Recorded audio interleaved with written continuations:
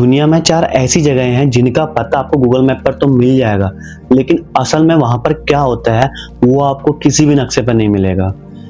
Virginia के जंगल में एक इमारत है जिसका नाम लैंगले है और वहां पर हजारों लोग काम करते हैं, लेकिन उनमें से भी बहुतों के घर वालों को ये नहीं पता कि एक्चुअल में वहां पर काम क्या होता है। और यही कहानी दिल्ली, इस्लामाबाद और तेल अवीव की भी है। CIA, रॉ, ISI और मोसाद, इन सब का नाम सुनते ही हमारे दिमाग में जासूसी साजिश और खतरे की इमेज बनने लगती है। लेकिन असली सवाल ये है कि इन सब में से सबसे ज्यादा ताकतवर कौन है? इसका जवाब जितना आसान आपको दिखाई देता है उतना आसान है नहीं। इससे पहले कि हम इनकी ताकत नापे, हमें एक चीज समझनी होगी। ये चारों एजेंसियां एक जैसी नहीं है। इनका जन्म अलग अलग रीजंस की वजह से हुआ है। इनके काम करने का तरीका अलग है और इनके पीछे की राजनीति भी बिल्कुल अलग है। इससे पहले कि हम मुकाबला करें, चलिए आइए एक एक करके समझते हैं कि इनके पीछे की कहानी क्या है, क्योंकि जब तक आप इनकी जड़ें नहीं जानते तब तक आप ये नहीं समझ पाएंगे कि ये आज इतने ताकतवर क्यों हैं।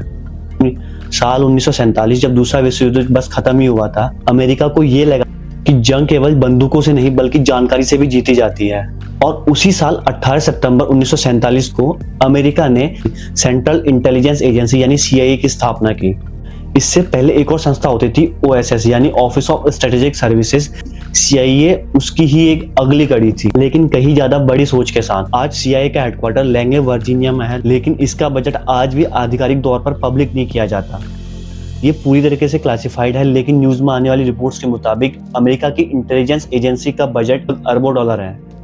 अगर हम बात करें 2026 की, तो अमेरिकी इंटेलिजेंस एजेंसी ने इंटेलिजेंस प्रोग्राम के लिए 82 अरब डॉलर की मांग रखी थी। लेकिन बजट से बड़ी इनकी कहानियां है। साल 1981 में जब बे ऑफ पीस जैसा मिशन फेल हुआ था, जिसकी वजह से CIA को बहुत सारी आलोचनाओं का सामना करना पड़ा। लेकिन वहीं 2011 में वही एजेंसी दुनिया की सबसे बड़ी खबर का हिस्सा बनी जब इसने पाकिस्तान के अबोटाबाद में ओसामा बिन लादेन को मार गिराया था। एक ऐसा मिशन जिसमें CIA का बड़ा हाथ माना जाता है। लेकिन सवाल ये नहीं है कि CIA क्या कर चुकी, सवाल ये है कि उसके काउंटर पार्ट्स भारत के रॉ कहीं कम आगे है। 1962 में भारत और चीन का युद्ध हुआ, जबकि 1965 में भारत और पाकिस्तान। दोनों बार एक बात ये साफ हो गई कि भारत की खुफिया एजेंसियों में कहीं ना कहीं खालीपन है। उस टाइम पे भारत पे केवल एक सुरक्षा एजेंसी थी जिसका नाम था इंटेलिजेंस ब्यूरो, जो देश के अंदर और बाहर दोनों मामलों को देखा करती थी। और लेकिन जब भारत और पाकिस्तान का युद्ध हुआ, उस टाइम पे ये क्लियर हो गया कि देश को संभालने के लिए केवल एक इंटेलिजेंस एजेंसी काफी नहीं है।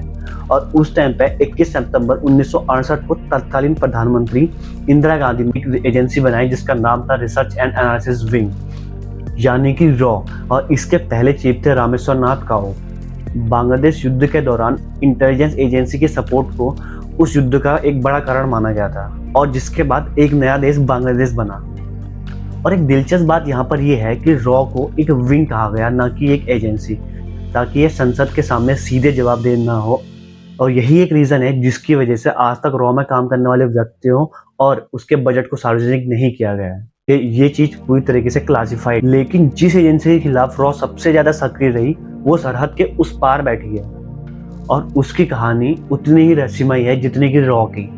पाकिस्तान 1947 में आजाद हुआ। उसके आजाद होते ही एक साल बाद 1948 में इंटर सर्विसेज इंटेलिजेंस यानी ISI का फॉर्मेशन हुआ। शुरुआत में ISI का काम पाकिस्तान की तीनों सेनाओं आर्मी, नेवी और एयरफोर्स के बीच कोऑर्डिनेट को एस्टेब्लिश करना था। लेकिन 1958 में जब पहली बार पाकिस्तान में सैन्य तख्तपलट हुआ, तब जाके ISI की भूमिका बदलनी शुरू हुई, और धीरे धीरे ISI केवल बाहरी एजेंसियों पर नजर रखने वाली एजेंसी नहीं रही, बल्कि वो देश की राजनीति में भी धीरे धीरे करके शामिल हो गई। 1980 के दशक में सोवियत अफगान युद्ध के दौरान ISI ने CIA के साथ मिलकर अफगान को हथियार और मदद पहुंचाई, और ये सहयोग उस दौर की सबसे बड़ी खुफिया साझेदारियों में से एक माना जाता है।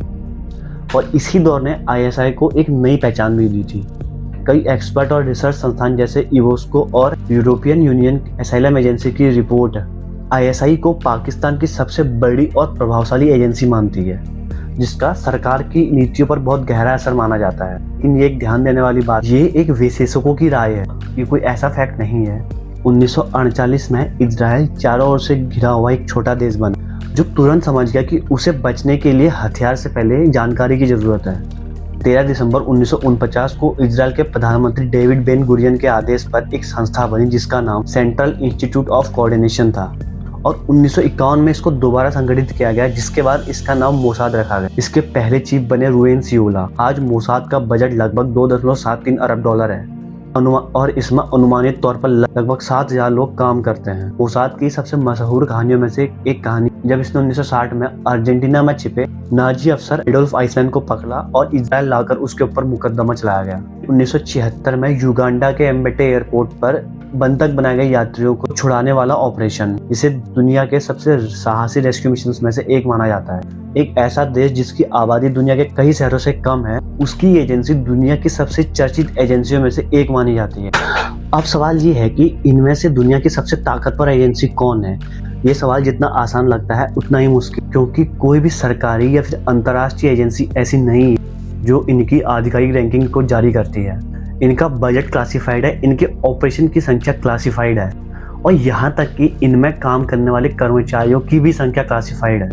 और जो भी रैंकिंग आपको इंटरनेट पर मिलती है वो ज़्यादातर मीडिया हाउसेस, डिफेंस एनालिस्ट या पॉपुलर परसेप्शन पर आधारित होती है, ना कि किसी आधिकारिक ग्लोबल इंडेक्स पर।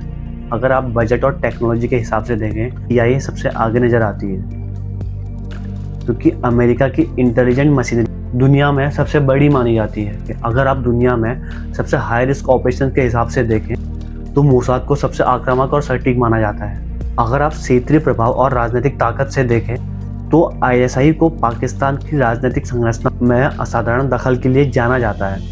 अगर आप गोपनीयता और सीमित संसाधनों में असर डालने के हिसाब से देखें तो रॉ की चुप्पी और उनकी उपलब्धता दोनों ही एक अलग दर्जा देती है। तो सच यही है कि सबसे ताकतवर का जवाब इस बात पर निर्भर करता है कि आप ताकत को नापते किससे हो, पैसे से, टेक्नोलॉजी से, इतिहास से या फिर खामोशी से। हर देश की सबसे बड़ी ताकत वो नहीं होती जो दिखती है, बल्कि वो होती है जो आपको दिखती ही नहीं।